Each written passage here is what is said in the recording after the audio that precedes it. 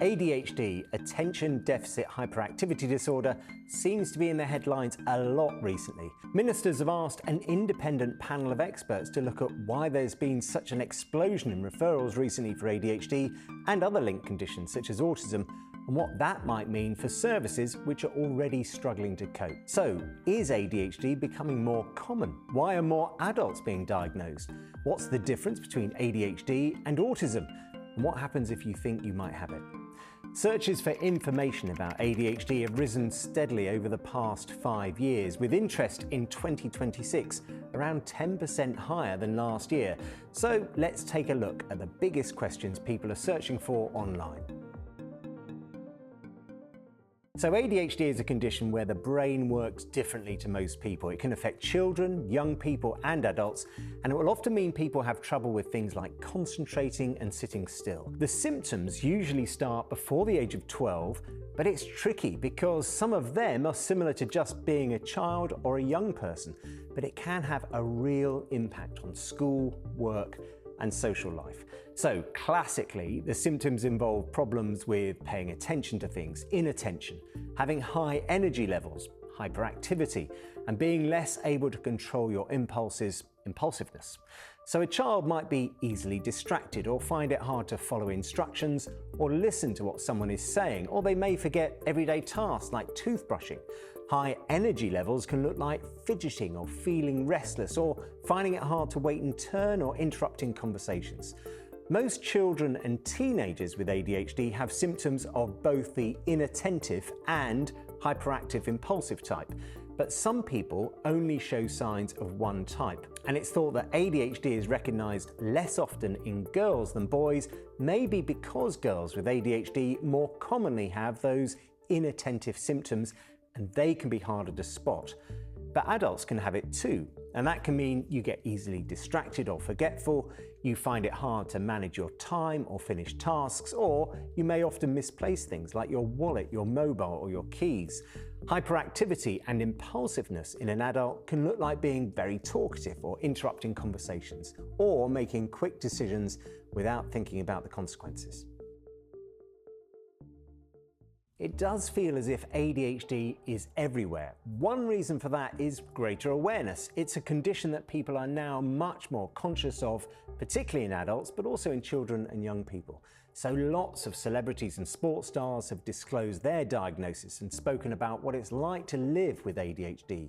People like the swimmer Michael Phelps, the gymnast Simone Biles, or the actor Tom Holland. So I think the stigma that once perhaps was attached to ADHD has reduced a bit. And so many people are now talking about it, it has become a bit more normalized. And I think all of that has led in turn to a huge growth in people receiving a diagnosis as they recognize the symptoms and think, that could be me. So in March 2025, 20,000 people in England were referred for an assessment. That's up by more than 13% on the same period the year before. So when we talk about rates, what we are really talking about is what is known technically as prevalence.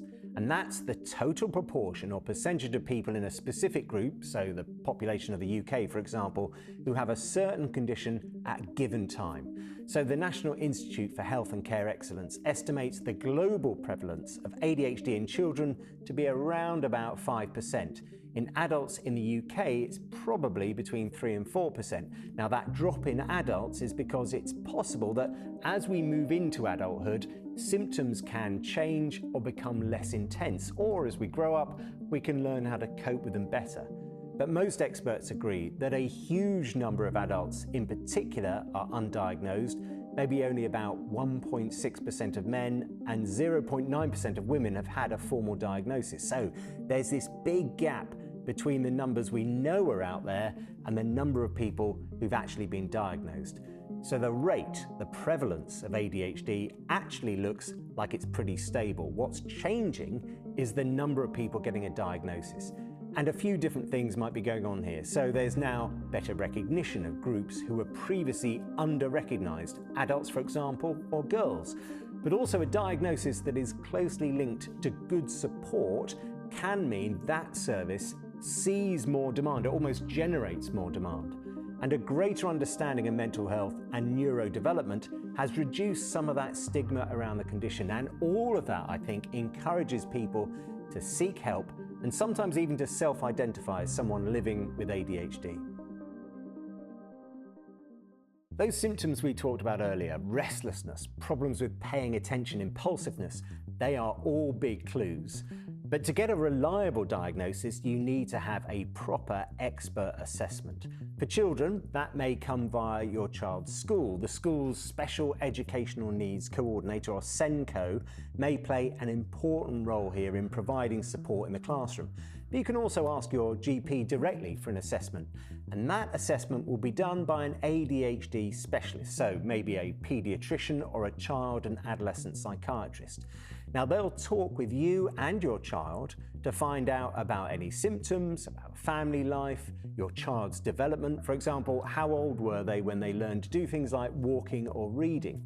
And they should also talk to the school to see how your child is doing there. For adults, the assessment is similar, but to be diagnosed with ADHD as an adult will mean you have to have had the symptoms as a child, they just weren't picked up or spotted. So the adult assessment will look at the history of your symptoms, when they started, what impact they had on school, but also the present day. So areas like work and education, family and friends, and a medical history including mental health issues. And they may also want to speak to someone who knows you pretty well, like a close friend or a family member. Well, it seems that there are a few things going on at the same time. So ADHD has become better recognised and diagnosed, and again, it's being better recognised in some groups that were previously undiagnosed, so women, for example.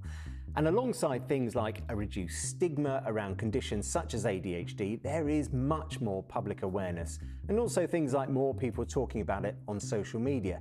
And after a long period of underdiagnosis where lots of cases in children were missed or just not recognised, there's now a bit of catch-up happening. Yeah, so the cause of ADHD isn't always clear, but it does look like there's a strong genetic link, as it often runs in families, so it may be caused by genetic differences. But other factors can come into play. So, for example, the NHS cites being born premature before 37 weeks of pregnancy, having epilepsy, a brain injury, or being autistic. Now, a lot of people with ADHD describe themselves as neurodivergent, which describes a range of different ways our brains work.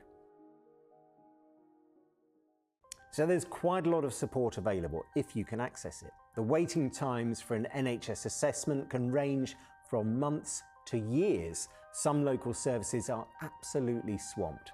But there are lots of ways people can be supported. So the NHS has some useful advice available online. So for example, both children and adults, the NHS recommends exercise as a great focus for all that excess energy. But good sleep habits and a healthy, balanced diet also help.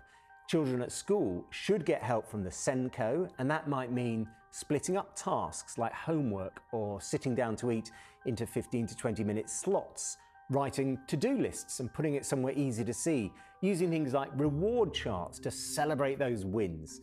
For an adult at work, you can ask for what are called reasonable adjustments. So that might mean your own workspace in a quiet area, or asking for written instructions as well as spoken instructions, or getting help from someone else to plan and structure your tasks. There are also medications that can be prescribed by a doctor. One called methylphenidate is often used, but it can take a bit of trial and error to find out which works best and at what dose. And talking therapies such as cognitive behavioral therapy, CBT, can help both children and adults. But it's worth saying that different things work for different people.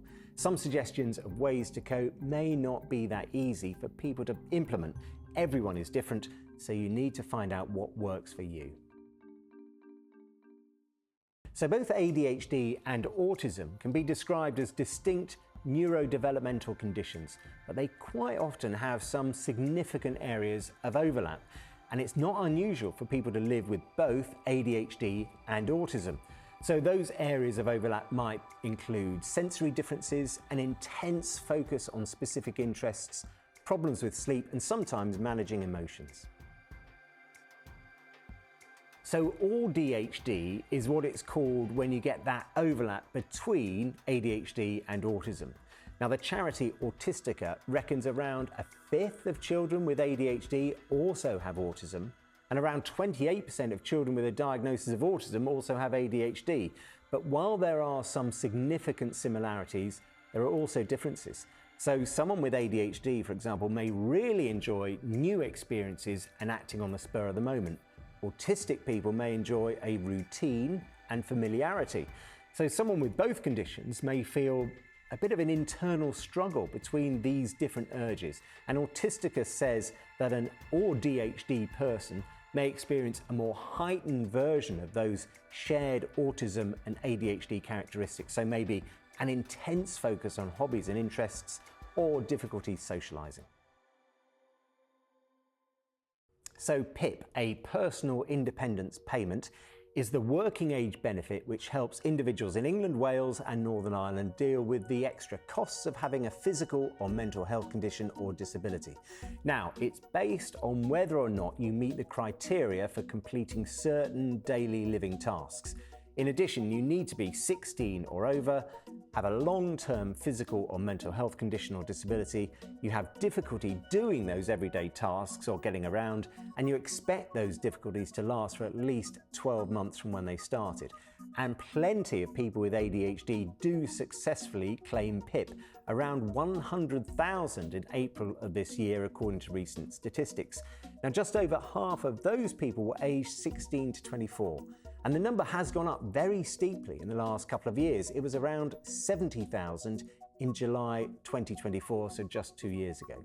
That increase is likely due to some familiar factors, like an improved recognition of the condition to more people seeking help, plus changing expectations of support. So right to choose is your legal right to choose which NHS provider does your ADHD assessment, but it only applies in England. And the ADHD UK charity says that some local NHS bodies have actually introduced restrictions. So what's available depends on where you live. But if you're in an area where it's working properly, the idea is that once your GP has referred you, you can get your NHS care done by any part of NHS England. So that means if you're facing a long local wait time for an ADHD assessment, you can go elsewhere. And given that a number of NHS areas outsource their ADHD services to private providers, you can choose to have your referral sent directly to them, and you should get NHS service to NHS standards. So ADHD affects people in lots of different ways, and no two experiences are exactly the same. But this is really important. If anything in this video feels familiar, experts say the first step is to speak to a healthcare professional rather than relying on social media or online checklists alone. And if there's a health topic you want us to tackle next, let us know in the comments.